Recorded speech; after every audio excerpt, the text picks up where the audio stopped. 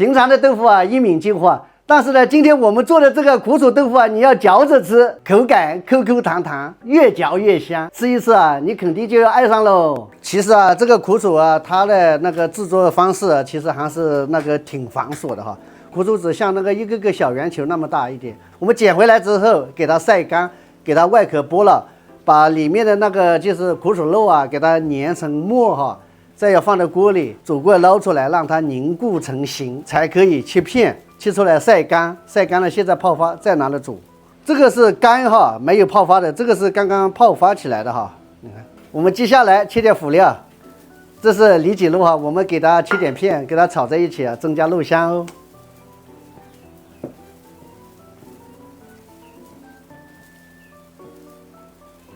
我们来切点胡萝卜，给它搭配一下颜色哈。我们给胡萝卜切成菱形块啊。我们再给它切一点青红辣椒，再来切点蒜，姜蒜少不了的哈。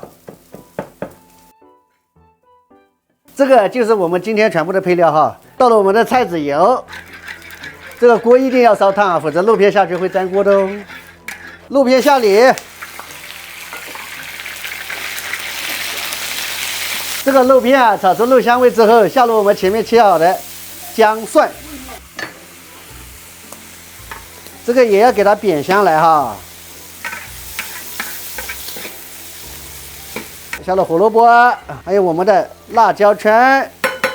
你看我们自己在家做哈，这个肉啊就是实在。接下来可以下入这个苦薯豆腐了。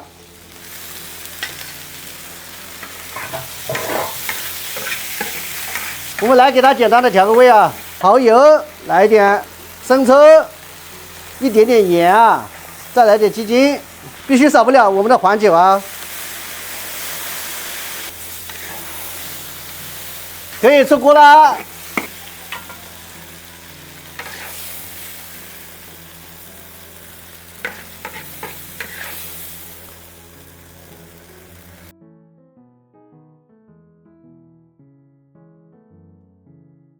苦薯豆腐就已经做好了，我已经忍不住了。哇，还是小时候的味道，鲜香浓郁，酱香十足，回味起来还有一点那个草本的味道哦。嚼着嚼着吃啊，感觉太过瘾了，你们也赶紧试试吧。